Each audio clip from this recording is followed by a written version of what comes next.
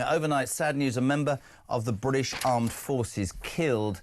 Manoeuvres, we're not sure about the details in Ukraine. To tell us more, Dr Bob Seeley, military expert and former Tory MP. Morning, Bob. Good morning to you. What do we know, just to fill the listeners in? What do we know so far to be the truth? Very little. I think it was an accident. Nowhere near the front line. They were testing some weapons, from what I read. Very sad to hear it. Clearly, awful thing. The Ukraine story has absolutely share that. We spend an awful lot of time on this show talking about how we treat our veterans, how they're on the streets whilst other people aren't, and we have to accept and we have to understand and appreciate what these men and women do. They put their lives on the line for this country. Let's talk about Ukraine briefly.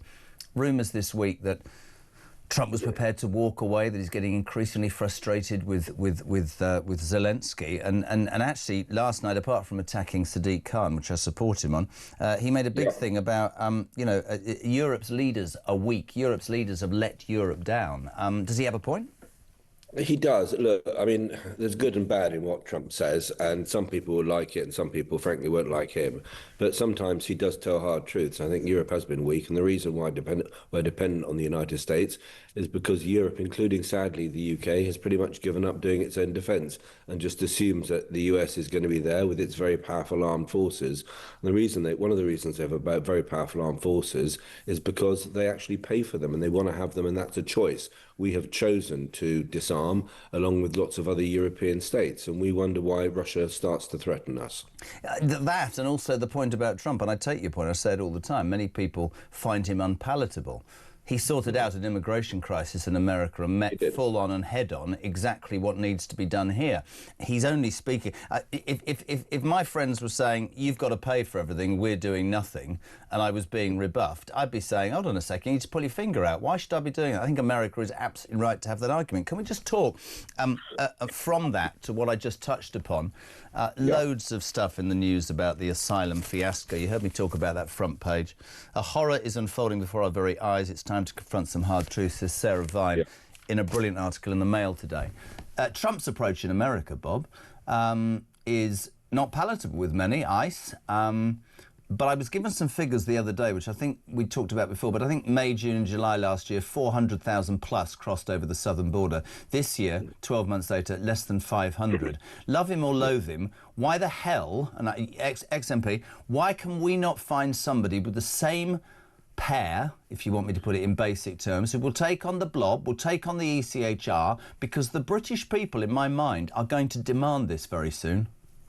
I think they've been demanding it for some time, and I'm very sorry that the previous government didn't deliver on this, because I can tell you, I mean, you just had Nigel on previously, a lot of us were incredibly frustrated that we didn't seem to be willing to take action. There was part of the Conservative Party that refused to consider pulling out the ECHR, and as long as you can have all Starmer's human rights mates, whether they're in power or out of power, effectively running circles around the government using the law, it's very difficult to do anything, as this government is now trying to find out. So the reality is that we need to do some pretty blunt things. That means that we can actually govern this country again. That is the next government that comes in, that it will take those decisions, whether that's pulling out the 1951 Refugee Convention, I don't know, whether it's rescinding the Human Rights Act, whether it's rescinding the Equality Act, chunks of it, or whether it's pulling out the ECHR. But there's a problem that we weren't willing to confront, and we effectively shied away from, that since the Labour's, since a raft of human rights legislation from much earlier this century, it's basically stymied our ability to govern our country. So for all those people shouting at the radio, I completely agree. I would just say, Jeremy, one thing. When it comes to Ukraine and refugees, it's not an either or. We should be supporting the Ukrainians, because I'd rather we were paying the Ukrainians to defend themselves against a Russian invasion than our troops have to do it in the Baltic. That doesn't mean you're soft on immigration. You can be hard on immigration and think, actually, we still need to do the right thing. And but I think you've nailed it. Certainly my view would be, when that appalling invasion happened, we opened our hearts and our homes, and so we should.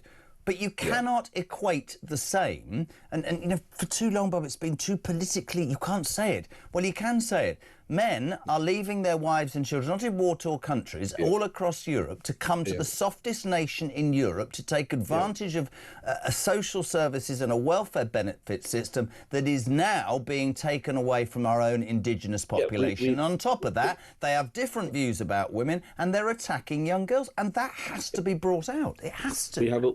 We have a welfare system that effectively is if you're clever and claiming the system and you've got an immigration law on your side, our NHS and our welfare system is effectively now globalised. The problem is that we've had a stymied and controlled conversation for too long that you can't be blunt about what asylum seekers are. And many of them are not asylum seekers. They're people who came here by breaking the law, by engaging with organised crime to do so. They then break the law after they get here. They intimidate Britons, especially women. They commit crime. They lie to claim asylum, or they've been, they're coaxed in what to say, and then many of them then live off the taxpayer afterwards for years to come and in public housing. And the problem is that nobody's called out this racket. And unfortunately, it's been a racket increasing now for 20 years, and it has become so deeply, deeply indefensible that I think even this government is struggling to do so. And by the way, its crackdown is not a crackdown. It's not stopping illegal asylum. The only way you're going to deal with this issue is by stopping and sending back. Look, when you have somebody who arrives here, they're arrested that day, they're up in court the next morning in an emergency court somewhere in Kent, they're then charged and imprisoned, and they get 2 years for breaking entry into this country. And after 3 or 4 months of sitting there feeling sorry for themselves, when they finally see where they're from, they're put on a plane back there. That is half the problem. The other half of the problem is preventing the gaming of our legal asylum system by making it much more difficult to get here. And frankly, by looking at certain groups in this country who have poor integration, very high rates of crime, and thinking, do we want people from those countries coming into this country? And like Trump in America, you have a short list of countries where, frankly, there is an extremely high bar to be coming here in any way, shape or form. I could not in any way agree with you anymore. Dr. Bob Seeley, thank you, my friend. Hurrying as ever, but former Conservative MP and military expert. Bob Seeley, thank you so much indeed.